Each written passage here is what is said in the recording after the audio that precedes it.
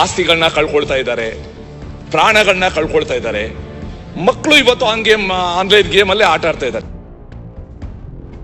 ಇದೊಂದು burning issue ಅಂತ ಅನ್ಕೊಂಡು ಇದನ್ನ ಒತ್ತು ಕೊಟ್ಟು ಆ ಸ್ಟೇನ ಯಾಕೆ ವೆಕೇಟ್ ಮಾಡಿಸಿಲ್ಲ ಅನ್ನೋದು ಒಂದು ಪ್ರಶ್ನೆ. ಇನ್ನು ಎಷ್ಟು ಅಮಾಯಕರು ಬಲಿಯಾಗಬೇಕು? ನನ್ನ ಮೊಬೈಲ್ನಲ್ಲೇ ಬಂದಿದೆ, ನಿನ್ನ ವ್ಯಾಲೆಟ್ ಅಲ್ಲಿ 1,62,000 ರೂಪಾಯಿ ಹಾಕಿದ್ದೀನಿ, ರಮ್ಮಿ ಆಡು ಅಂತ. ಆಲ್ ಇಂಡಿಯಾ ಗೇಮಿಂಗ್ ಫೆಡರೇಷನ್ ಅವರು ಇದಕ್ಕೆ ಸ್ಟೇಗೆ ಹೋಗ್ತಾರೆ, ಸ್ಟೇನು ಸಿಕ್ಕತ್ತೆ. ಇದನ್ನ ನಾವು ಹೀಗೆ ಅಲೋ ಮಾಡಿದ್ರೆ ಬೇರೆ ಯಾವ ದೇಶನೂ ಬೇಡ ನಮ್ಮ ದೇಶನ ಹಾಳು ಮಾಡೋದಕ್ಕೆ. ಸಮಾಜದ ಯಂಗರ್ ಜನರೇಷನ್ ನಮ್ಮ ಮಕ್ಕಳನ್ನ ಕಾಪಾಡಿ ಅಂತ ದಯವಿಟ್ಟು ನಾನು ಕೇಳ್ಕೊಳ್ತೇವೆ. ಆಸ್ತಿಗಳನ್ನ ಕಳ್ಕೊಳ್ತಾ ಇದ್ದಾರೆ, ಪ್ರಾಣಗಳನ್ನ ಕಳ್ಕೊಳ್ತಾ ಇದ್ದಾರೆ. ಮಕ್ಕಳು ಇವತ್ತು ಆನ್ಲೈನ್ ಗೇಮ್ ಅಲ್ಲೇ ಆಟ ಆಡ್ತಾ ಇದ್ದಾರೆ. ಸೊ ಇವಾಗ ನಂದು ಸರ್ಕಾರದ ಮುಂದೆ ಪ್ರಶ್ನೆ ಇರೋದು, ನೀವು ಒಂದು 2021 ಇಸ್ವಿನಲ್ಲಿ ಒಂದು ಅಮೆಂಡ್ಮೆಂಟು ತಂದಿದ್ರಿ. ಅದನ್ನ ರಾಜ್ಯ ಉಚ್ಚ ನ್ಯಾಯಾಲಯ ಆದೇಶನ ರದ್ದು ಮಾಡಿತ್ತು. ನೀವು 2023 ಸುಪ್ರೀಂ ಕೋರ್ಟ್ ಅಲ್ಲಿ ಅಪೀಲ್ ಹಾಕಿದ್ದೀರ. 23 ಆಯ್ತು, 24 ಆಯ್ತು, 25 ಆಯ್ತು. ಇದೊಂದು ಬರ್ನಿಂಗ್ ಇಶ್ಯೂ ಅಂತ ಅನ್ಕೊಂಡು ಇದನ್ನ ಒತ್ತು ಕೊಟ್ಟು ಆ ಸ್ಟೇನ ಯಾಕೆ ವೆಕೇಟ್ ಮಾಡಿಸಿಲ್ಲ ಅನ್ನೋದು ಒಂದು ಪ್ರಶ್ನೆ. ಎರಡನೇ ಪ್ರಶ್ನೆ, ನೀವೇ ಹೇಳಿದ್ದೀರಾ ಉತ್ತರದಲ್ಲಿ 8/4/25 ದಟ್ ಈಸ್ 8 ಏಪ್ರಿಲ್ ಮಾನ್ಯ ಗೃಹ ಸಚಿವರ ಅಧ್ಯಕ್ಷತೆಯಲ್ಲಿ ನಡೆದ ಸಭೆಯಲ್ಲಿ ಡಿಜಿಪಿ CNN ನೇತೃತ್ವದಲ್ಲಿ ಗೇಮಿಂಗ್ ಉದ್ಯಮದ ಪ್ರತಿನಿಧಿಗಳನ್ನು ಒಳಗೊಂಡಂತೆ ಕಾರ್ಯಪಡೆ ರಚಿಸಲು ನಿರ್ದೇಶನ ನೀಡಲಾಗಿದ್ದು ವರದಿಯನ್ನು ನಿರೀಕ್ಷಿಸಲಾಗಿದೆ. April, May, June, July, we are in the month of August. ಒಂದು ಸಮಿತಿ ಇದನ್ನ ನೋಡಿ ಒಂದು ವರದಿ ಕೊಡಕ್ಕೆ 4 ಮಂತ್ಸ್ ತಗೊಂಡ್ರೆ ಇನ್ನು ಎಷ್ಟು ಅಮಾಯಕರು ಬಲಿಯಾಗಬೇಕು? ಇನ್ನು ಎಷ್ಟು ಅಮಾಯಕರು ಈ ಒಂದು ಪಿಡುಗಿಗೆ ಸಿಲುಕಬೇಕು? ಎಷ್ಟು ಪ್ರಾಣಗಳು ಹೋಗ್ಬೇಕು? ಎಷ್ಟು ಆಸ್ತಿ ಹೋಗ್ಬೇಕು? ಅದಕ್ಕೋಸ್ಕರ ಮನಸಭಾಧ್ಯಕ್ಷರೇ, ತಮ್ಮ ಮೂಲಕ ಗೃಹ ಸಚಿವರು ಕೇಳ್ತೀನಿ, ಹೇಗೆ ನೀವು ಡ್ರಗ್ ಫ್ರೀ ಕರ್ನಾಟಕ ಮಾಡಬೇಕು ಅಂತ ಇದ್ದೀರಾ? ಇದು ದೇರ್ ಆರ್ 2 ಟೈಪ್ಸ್. ಒಂದು ಚಾನ್ಸ್, ಗೇಮ್ ಆಫ್ ಚಾನ್ಸ್, ಇನ್ನೊಂದು ಗೇಮ್ ಆಫ್ ಸ್ಕಿಲ್. ಈ ಸುಡೋಕು ಗಿಡೋಕು ಏನ್ ಬರುತ್ತೆ, ಗೇಮ್ ಆಫ್ ಸ್ಕಿಲ್ ಅದು. ಇದೇ ಇವು ನನ್ನ ಮೊಬೈಲ್ನಲ್ಲೇ ಬಂದಿದೆ, ನಿನ್ನ ವ್ಯಾಲೆಟ್ ಅಲ್ಲಿ 1,62,000 ರೂಪಾಯಿ ಹಾಕಿದ್ದೀನಿ, ರಮ್ಮಿ ಆಡು ಅಂತ. ಎಷ್ಟು ಜನಕ್ಕೆ ಆ ಟೆಂಪ್ಟೇಷನ್ ನ ರೆಸಿಸ್ಟ್ ಮಾಡೋ ಕೆಪಾಸಿಟಿ ಇರ್ತದೆ? They are tempting the youngsters, rummy ಆಡಿ. ಅಂಡ್ ಅನ್ಫಾರ್ಚುನೇಟ್ಲಿ ಬಹಳ ಪ್ರಖ್ಯಾತ ವ್ಯಕ್ತಿಗಳು, ಹಾಗೆ ಗುಟ್ಕಾ ಸೇವನೆ ಮಾಡಿದ ಅಕ್ಷಯ್ ಕುಮಾರು, ಶಾರುಖ್ ಖಾನು, ಅಡ್ವರ್ಟೈಸ್ಮೆಂಟ್, ಆಮೇಲೆ ಅಜಯ್ ದೇವ್ಗನ್ನು, ಇವರು ಅಡ್ವರ್ಟೈಸ್ಮೆಂಟ್ ಕೊಡ್ತಾ ಇದ್ರು. ಈ ರಮ್ಮಿ ಆಡಿ ಅಂತ ಹರ್ಭಜನ್ ಸಿಂಗ್ ಅಂತ ಅವರು ಕೂಡ ಅಡ್ವರ್ಟೈಸ್ಮೆಂಟ್ ಕೊಟ್ಟು ಇವತ್ತು ಟೆಂಪ್ಟ್ ಮಾಡ್ತಾರೆ. ಅದಕ್ಕೋಸ್ಕರ ಸರ್ಕಾರ ಇದನ್ನ ಬಹಳ ಗಂಭೀರವಾಗಿ ತಗೊಂಡು ಈ ಆನ್ಲೈನ್ ಗೇಮ್ ಇದೆ, ಅದಕ್ಕೆ ಮಕ್ಕಳು ಪಿಡುಗಾಗದೇ ಇರಂಗೆ ಏನ್ ಕ್ರಮ ತಗೊಳ್ತೀರಾ ಹೇಳಿ. ಮಾನ್ಯ ಅಧ್ಯಕ್ಷರೇ, ಮಾನ್ಯ ಸುರೇಶ್ ಕುಮಾರ್ ಅವರು ಬಹಳ ಒಂದು ಉತ್ತಮವಾದ ಪ್ರಶ್ನೆಯನ್ನು ಕೇಳಿದ್ದಾರೆ. ಇದು ಇಡೀ ಸಮುದಾಯಕ್ಕೆ, ವಿಶೇಷವಾಗಿ ಯುವಕರಿಗೆ ಅವರ ಭವಿಷ್ಯವನ್ನೇ ಹಾಳು ಮಾಡ್ತಕ್ಕಂಥ ವಿಚಾರ ಇದು. ಯಾವ ರೀತಿ ಡ್ರಗ್ಸಿಗೆ ಅವರು ಮಾದಕ ವಸ್ತುಗಳ ವ್ಯಸನಿಗಳಾಗಿ ಅವರ ಜೀವನವನ್ನು ಹಾಳು ಮಾಡ್ಕೊಳ್ತಾರೆ, ಅದೇ ರೀತಿ ಅದಕ್ಕಿಂತ ಒಂದು ರೀತಿಯಲ್ಲಿ ದೊಡ್ಡ ಪ್ರಮಾಣದಲ್ಲಿ ಹಾನಿ ಆಗ್ತಕ್ಕಂಥ ವಿಚಾರ ಇದು. ಸರ್ಕಾರ ಇದನ್ನು ಗಮನಿಸಿಯೇ 2021 ಪೊಲೀಸ್ ಆ್ಯಕ್ಟಿಗೆ ಅಮೆಂಡ್ಮೆಂಟನ್ನು ತಂದಿದ್ದಾರೆ. ಆ ಅಮೆಂಡ್ಮೆಂಟನ್ನು ತರುವಾಗ ಅದಕ್ಕೆ ಮುಂಚೆ ಪೊಲೀಸ್ ಆ್ಯಕ್ಟ್ನಲ್ಲಿ ಇದು ಬರಲಿಲ್ಲ, game of chance, game of ಇದು ಅಂತೇಳಿ ಬಂದಿರಲಿಲ್ಲ, ಆ್ಯಂಟಿಸಿಪೇಟ್ ಮಾಡಿರಲಿಲ್ಲ. ಆ ಸಂದರ್ಭದಲ್ಲೇ ಪೊಲೀಸ್ ಆ್ಯಕ್ಟಿಗೆ ಅಮೆಂಡ್ಮೆಂಟನ್ನು ತರ್ತಾರೆ ಮಾನ್ಯ ಅಧ್ಯಕ್ಷರೇ.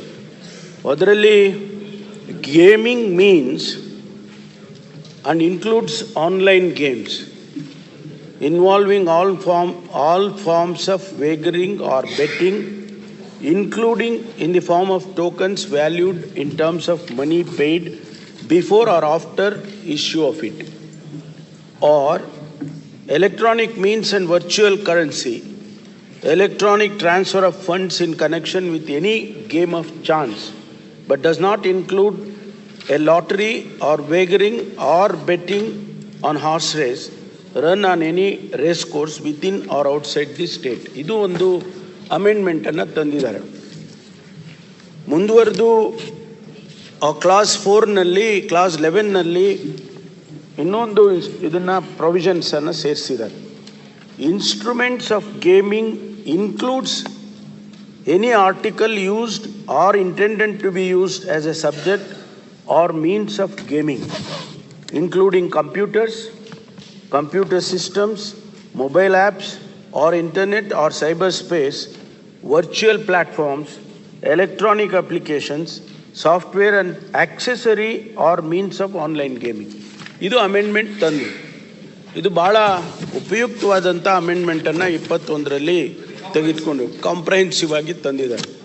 ಆದರೆ ದುರ್ದೈವ ಏನಾಯಿತು ಅಂತ ಹೇಳಿದರೆ, ಆಲ್ ಇಂಡಿಯಾ ಗೇಮಿಂಗ್ ಫೆಡರೇಷನ್ನವರು ಇದಕ್ಕೆ ಸ್ಟೇಗೆ ಹೋಗ್ತಾರೆ, ಸ್ಟೇನೂ ಸಿಕ್ಕತ್ತೆ. ಆಮೇಲೆ ಅಲ್ಲಿ ಆ ಸ್ಟೇನಲ್ಲಿ ಸಿಕ್ಕಿದ ಮೇಲೆ 2014/2/2022ರಲ್ಲಿ ರದ್ದು ಮಾಡ್ತಾರೆ, ಈ ಅಮೆಂಡ್ಮೆಂಟನ್ನೇ ರದ್ದು ಮಾಡ್ತಾರೆ. ಅದಕ್ಕೆ ಈಗ ನಾವು ಸುಪ್ರೀಂ ಕೋರ್ಟಿಗೆ ಹೋಗಿದ್ದೇವೆ. ತಾವು ಹೇಳ್ದಾಗೆ ಈಗಾಗಲೇ 23ರಲ್ಲಿ ಹೋಗಿದ್ದು 24 ಆಯಿತು, 25ಕ್ಕೆ ಬಂದಿದೆ ಅಂತೇಳಿ. ಹೌದು, ಸ್ವಲ್ಪ ನಿಧಾನ ಆಗಿದೆ. ಆದರೆ ನಾನು ಇವರನ್ನೆಲ್ಲ ಯಾರು ಈ ಆನ್ಲೈನ್ ಗೇಮ್ಗೆ ನಡೆಸ್ತಾರೆ ಅವರನ್ನೆಲ್ಲ ನಾನು ಒಂದು ಸಭೆ ಕರೆದು ನೋಡಿ, ಈ ರೀತಿ ಆಗ್ತಾ ಇದೆ, ಇದನ್ನು ನಾವು ತಡೆಗಟ್ಟಬೇಕು, ನೀವು ರೆಗ್ಯುಲೇಟ್ ಮಾಡೋದಕ್ಕೆ ನೀವು ಒಪ್ಕೊಳ್ಬೇಕು. ಯಾಕೆಂದರೆ ಈ ಆ್ಯಕ್ಟನ್ನು ನೀವು ಹೋಗಿ ಅಲ್ಲಿ ಸ್ಟೇ ಮಾಡಿದರೆ ಇದು ಸಮಾಜದ ದೃಷ್ಟಿಯಿಂದ ಇದು ಸರಿ ಆಗೋದಿಲ್ಲ ಅಂತೇಳಿ ನಾನು 8 ಏಪ್ರಿಲ್ 25ಕ್ಕೆ ಒಂದು ಸಭೆಯನ್ನು ಕರೆದು ಅವ್ರನ್ನೆಲ್ಲ ಕನ್ವಿನ್ಸ್ ಮಾಡಿ, ಹೌದು ನಾವು ಒಪ್ಕೊಳ್ತೀವಿ ಅಂತೇಳಿ ಈಗ ಅವರು ಕೂಡ ಒಪ್ಕೊಂಡಿದ್ದಾರೆ. ಅದಕ್ಕೆ ನಾನು ಒಂದು ಸಮಿತಿನೂ ಕೂಡ ಈಗಾಗಲೇ ಪ್ರಣಾಮ್ ಮೊಹಾಂತಿ ಅವರ ನೇತೃತ್ವದಲ್ಲಿ ಒಂದು ಸಮಿತಿಯನ್ನು ಮಾಡಿದ್ದೇನೆ. ಅವರು ಈಗ ಸೆಪ್ಟೆಂಬರ್ನಲ್ಲಿ ರಿಪೋರ್ಟನ್ನು ಕೊಡ್ತೇವೆ ಅಂತೇಳಿ ಹೇಳಿದ್ದಾರೆ. ಆ ರಿಪೋರ್ಟ್ ಬಂದ ನಂತರ ಈಗೇನು ನಾವು ಸುಪ್ರೀಂ ಕೋರ್ಟಲ್ಲಿ ಕೂಡ ಈಗ ನಾವು ವೆಕೇಟ್ ಮಾಡೋದಕ್ಕೆ ಪ್ರಯತ್ನ ಮಾಡ್ತಾ ಇದ್ದೀವಿ, ಅದು ಒಂದು ಕಡೆ ಆಗುತ್ತೆ. ಇಲ್ಲಿ ನಾವು ರೆಗ್ಯುಲೇಟ್ ಮಾಡೋದಕ್ಕೆ ಏನೆಲ್ಲ ನಾವು ಕಾನೂನುಗಳನ್ನು ಮುಂದೆ ಮಾಡ್ಬೋದು ಅನ್ನೋದಕ್ಕೂ ಕೂಡ ಈಗ ಆ ಸಮಿತಿ ರೆಕಮೆಂಡೇಶನ್ಸ್ಗಳು ಕಾಯ್ತಾ ಇದ್ದೀವಿ. ಆದ್ದರಿಂದ ಇದು ಒಂದು ಭಾಳ ಗಂಭೀರವಾಗಿರ್ತಕ್ಕಂಥ ಸಮಸ್ಯೆ. ಇದನ್ನು ರೆಗ್ಯುಲೇಟ್ ಮಾಡೋದಕ್ಕೆ ಸರ್ಕಾರ ಬದ್ಧವಾಗಿದೆ. ಒಂದು ಜೊತೆಗೆ ರೆಗ್ಯುಲೇಟನ್ನು ಖಂಡಿತವಾಗಿ ನಾವು ಮಾಡ್ತೇವೆ ಅನ್ನುವಂಥ, ಯಾಕೆಂದರೆ ಇದು ಡಿಫೈನ್ ಆಗಬೇಕು. ಗೇಮ್ ಆಫ್ ಚಾನ್ಸ್ ಇದೆಯಾ ಅಥವಾ ಸ್ಕಿಲ್ ಇದೆಯಾ, ಇದೆಲ್ಲ ಡಿಫೈನ್ ಆಗಬೇಕು. ಅದಕ್ಕೋಸ್ಕರನೇ ನಾವು ಇದನ್ನು ಮತ್ತೆ ಯಾರಾದರೂ ಕೋರ್ಟಿಗೆ ಹೋಗಿ ಕೋರ್ಟಲ್ಲಿ ಸ್ಟೇ ತಗೊಂಡು ಮಾಡೋದಕ್ಕೆ ಅವಕಾಶ ಕೊಡದಾಗೆ ನಾವು ಇದನ್ನು ಮಾಡ್ತೇವೆ ಅಂತಕ್ಕಂಥ ಉತ್ತರವನ್ನು ತಮಗೆ ತಿಳಿಸೋದಕ್ಕೆ ಬಯಸ್ತೇನೆ. ಸದಸ್ಯರೇ, ಇದು ಒಟ್ಟು ಸಮಾಜದ ಸ್ವಾಸ್ಥ್ಯದ ಪ್ರಶ್ನೆ. ಇದು ನನಗನ್ಸುತ್ತೆ ಇದನ್ನು ನಾವು ಹೀಗೆ ಅಲೋ ಮಾಡಿದ್ರೆ ಬೇರೆ ಯಾವ ದೇಶನೂ ಬೇಡ ನಮ್ಮ ದೇಶನ ಹಾಳು ಮಾಡೋದಕ್ಕೆ. These games will finish the younger generation. ಈಗ ತಾವು ಹೇಳ್ದಂಗೆ ಒಂದು ಪ್ರಣಬ್ ಮೊಹಾಂತಿಯವರ ನೇತೃತ್ವದಲ್ಲಿ ಏಪ್ರಿಲಲ್ಲಿ ನೀವು ಮಾಡಿದ್ದು, ಅವರು ಸೆಪ್ಟೆಂಬರ್ಗೆ ಕೊಡ್ತೀವಿ ಅಂತ. ಈಗಾಗಲೇ ನನಗೆ ಗೊತ್ತಿರೋ ಪ್ರಕಾರ ಪ್ರಣಬ್ ಮೊಹಾಂತಿಯವರು ಸೆಂಟ್ರಲ್ ಸರ್ವಿಸಸ್ಗೂ ಹೋಗಿರಬೇಕು. I don't know. ಈಗ July 9th, 2025,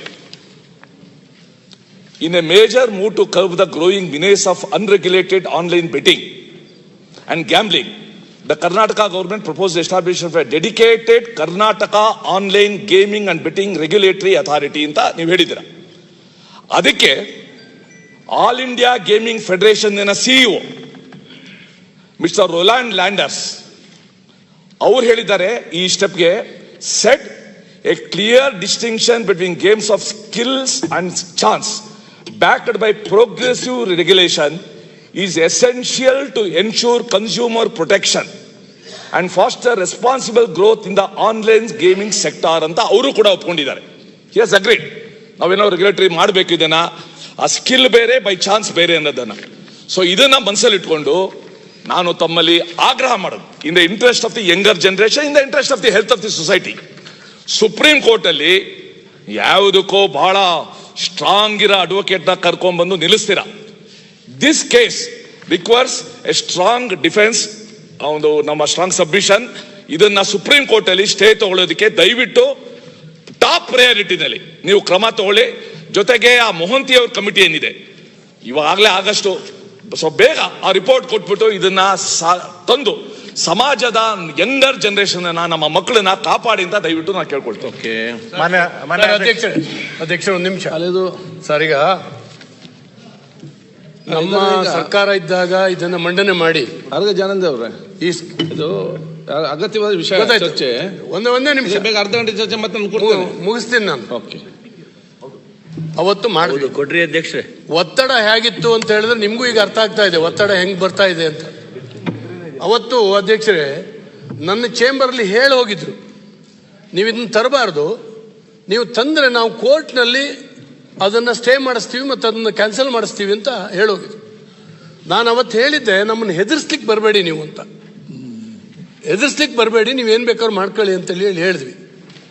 ಅವತ್ತು ಭಾರಿ ಒತ್ತಡ ಮತ್ತು ಯಾರ್ಯಾರು ಇನ್ವಾಲ್ವ್ ಆಗಿದ್ದಾರೆ ಅದನ್ನು ಈ ಸದನದಲ್ಲಿ ಹೇಳಲಿಕ್ಕೆ ಸಾಧ್ಯ ಇಲ್ಲದಿರುವಂಥದ್ದು ಇದು ಪರಿಸ್ಥಿತಿಗಳು. ನೀವು ಕೂಡ ಕೋರ್ಟಿಗೆ ಹೋಗಿದ್ದೀರಿ, ಅದನ್ನು ವೆಕೇಟ್ ಮಾಡಿಸ್ಲಿಕ್ಕೆ 2 ವರ್ಷ ಆಗಿದೆ. ದಯವಿಟ್ಟು ನಾನು ಹೇಳ್ತೀನಿ, ಯಾರಾದರೂ ಸರಿಯಾದ ಅಡ್ವೊಕೇಟನ್ನು ನೇಮಕ ಮಾಡಿ ನೀವೇ ಫಾಲೋ ಅಪ್ ಮಾಡಿ ಅದನ್ನು ಮುಗಿಸ್ಬೇಕು ಅಧ್ಯಕ್ಷರೇ.